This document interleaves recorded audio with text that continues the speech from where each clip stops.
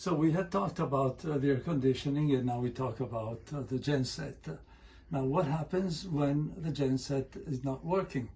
Well, first of all, you cannot recharge batteries with the genset. You have no air conditioning, you have no cooktop, and no oven.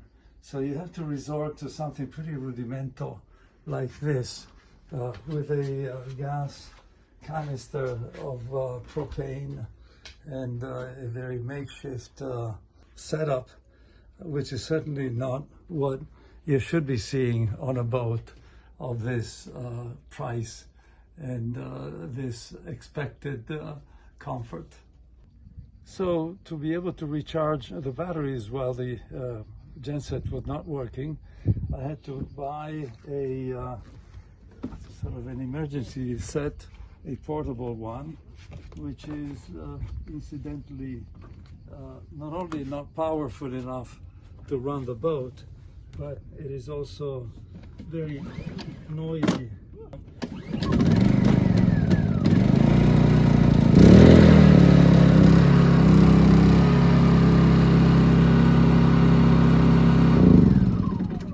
When you are in a cove like this, people don't appreciate, let alone yourself, but people don't appreciate having all this noise. And of course the power available here is very little, so you can barely recharge your batteries, but you cannot run the cooking top, you cannot do any of the services that are expected to be done with a real genset. So this is the genset after taking out the noise shield. And the problem that I had last year was that there was a leakage of water, which very likely came from the heat exchanger. So the problem is that it is underneath the engine, so you cannot see it. The only way to get it is to take the whole system out and check it. Needless to say, this is very expensive.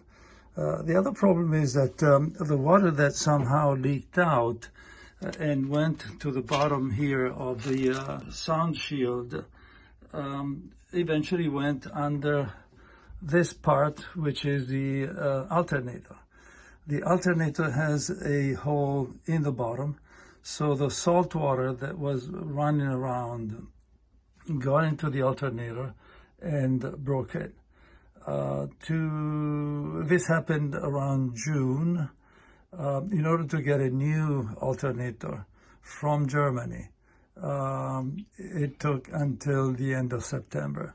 So June, July, August, and September, I was without the genset because of that.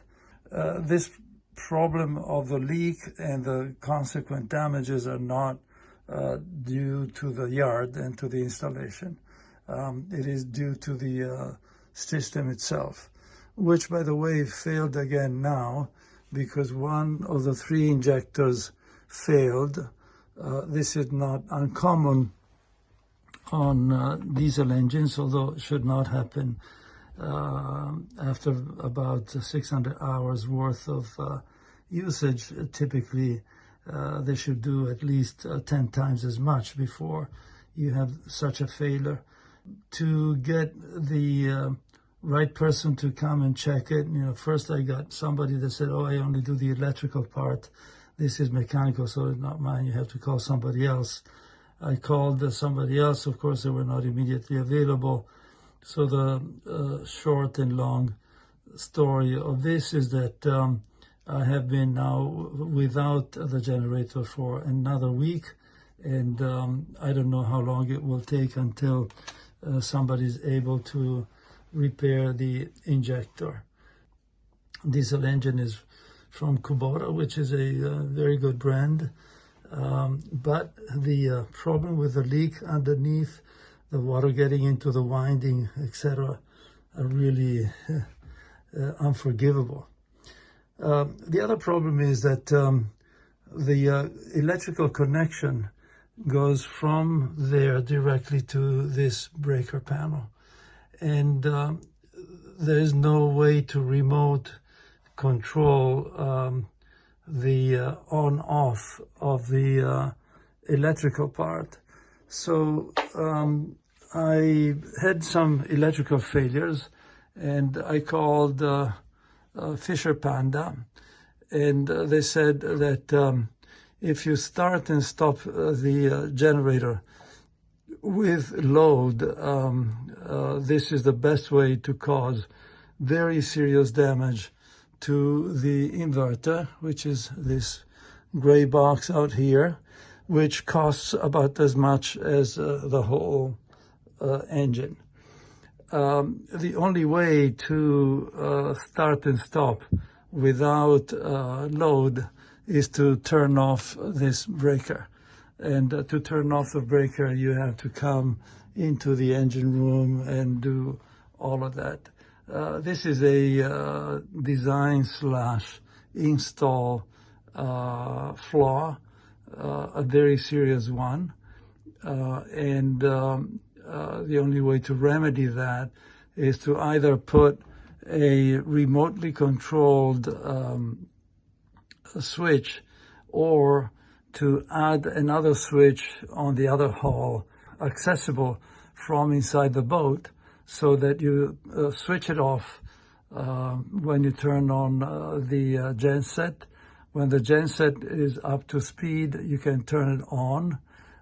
Before you stop the genset, you turn it off without climbing into the engine room.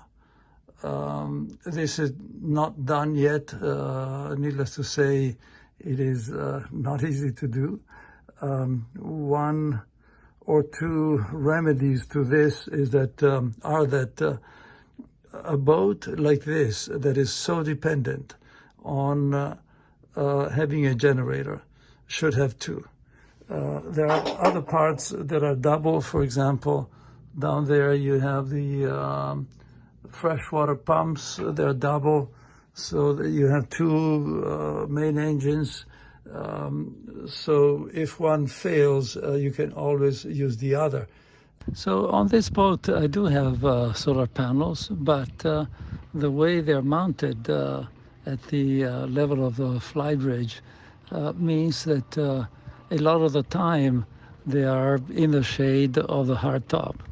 There is no rhyme or reason why they should not be mounted on top of the hardtop, which, by the way, has a huge surface.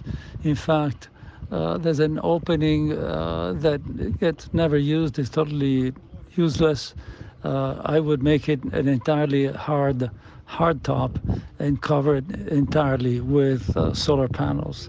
This way, you could probably get as much as 3 or 4 kilowatts worth of solar panels, which can definitely keep your batteries charged without needing to operate a genset. And even if you have an operational genset, it's nice to not have the noise of the genset.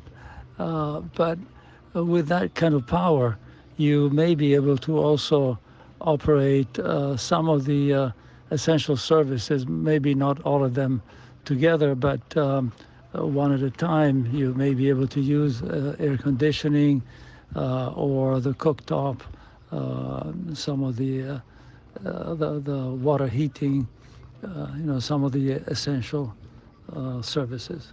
So just imagine being in a beautiful place like this.